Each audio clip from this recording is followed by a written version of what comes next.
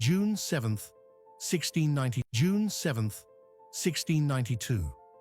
History remembers this date for the sinking of Port Royal, but 30 miles to the east, in the rugged interior of St. Thomas, a different kind of horror was unfolding. It was a tragedy so absolute, so physically impossible, that it remains one of the most chilling nature's glitches ever recorded. While the wickedest city on Earth was drowning in the sea, a massive limestone ridge in the Blue Mountain Valley didn't just shake, it detached.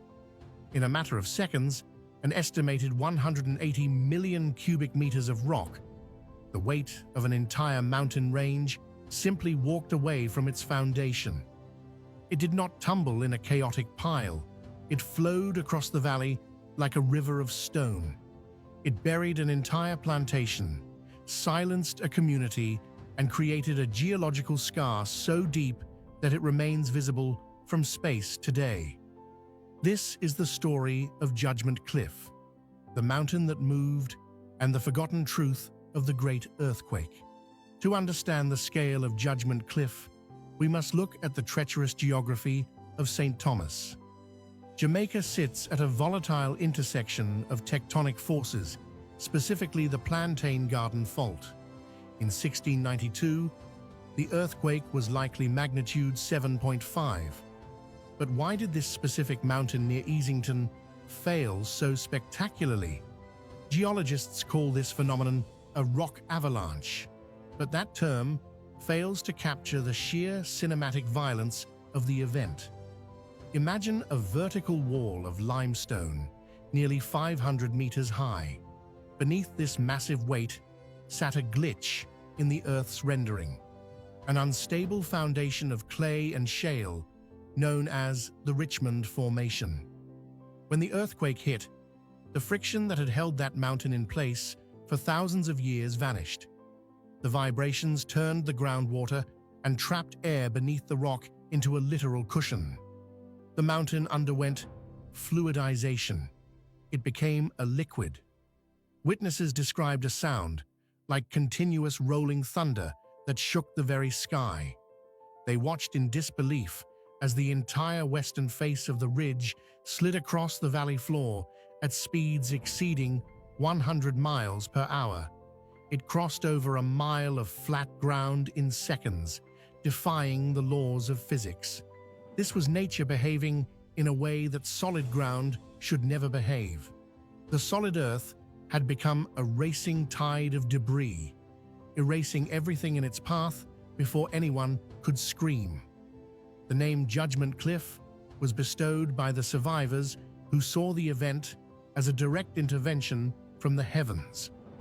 Before the mountain moved, the land at its base was home to the Eden Estate, a lush plantation nestled in the fertile valley.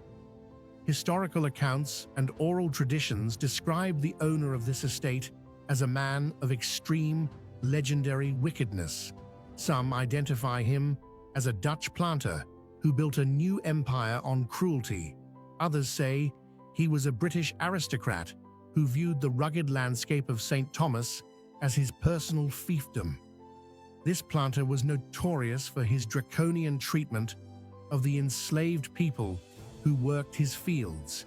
He was said to have built his great house and the slave quarters directly at the foot of the steepest cliff, believing the mountain was a natural, unscalable wall that would prevent any runaways from escaping. He used Jamaica's geography as a prison. On that Tuesday morning, the local legend says the cup of iniquity finally ran over. While the tremors destroyed Port Royal, they triggered a literal judgment in St. Thomas. The mountain didn't just collapse on the estate, it sought it out. The debris field was so precise that it buried the great house, the sugar works, and every living soul on the property under 1,000 feet of limestone rubble. British authorities recorded that 19 white people were killed, but we know the true human cost was far higher. Hundreds of enslaved Africans, whose names were never entered into colonial death tolls, were erased from history in a single heartbeat. Their lives and their stories are permanently entombed beneath that jagged white scar. To this day, the area is treated with a quiet, somber reverence. There are no modern houses built on the debris of Judgment Cliff. The spirits of the buried are said to guard the valley, and the local population remains wary of disturbing the ground where the mountain decided to rest. The moving mountain actually changed the map of Jamaica forever. When the debris surged across the valley, it completely dammed the Yalas River. This was a natural wall hundreds of feet high. For days, the river had nowhere to go, and it began to back up, forming a massive, eerie ghost lake in the St. Thomas interior. For weeks, survivors lived in fear as they watched the water level rise behind the unstable wall of mud and rock. Eventually, the pressure became too great. The natural dam breached, sending a secondary catastrophe, a wall of water and shattered timber, rushing downstream. This second wave wiped out everything in its path to the coast. This is why the Yalas River today has its distinctive wide braided appearance. It is the path of a river that was once held captive by a mountain. For the Jamaican diaspora in London, New York, or Toronto, St. Thomas is often seen as the forgotten parish. But stories like Judgment Cliff provide a powerful bridge. They remind us that the history of Jamaica is not just found in museums. It is written in the very soil and stone of the countryside. The resilience of the people of St. Thomas is rooted in a landscape that has survived the most extreme geological event in the Western Hemisphere. When a Jamaican abroad looks at a map of home, they shouldn't just see a parish. They should see a land that has literally reshaped itself, holding mysteries that modern science is still trying to fully explain. Today, if you drive through Easington, you can still see the permanent scar. From a distance, it looks like a massive limestone quarry, a bright white gash against the deep green of the Blue Mountain foothills. In 1967, the Jamaican Historical Society placed a small monument at the site, but it has weathered the test of time. But the mountain remains.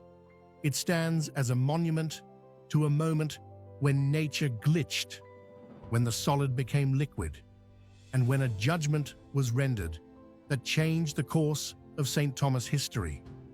We often think of history as something that happens to people, but at Judgment Cliff, we see that history also happens to the earth itself. The next time you hear about the earthquake of 1692, don't just think of Port Royal. Think of the valley in St. Thomas, where the ground forgot its place. Think of the plantation that vanished in a breath. Think of the mountain that walked.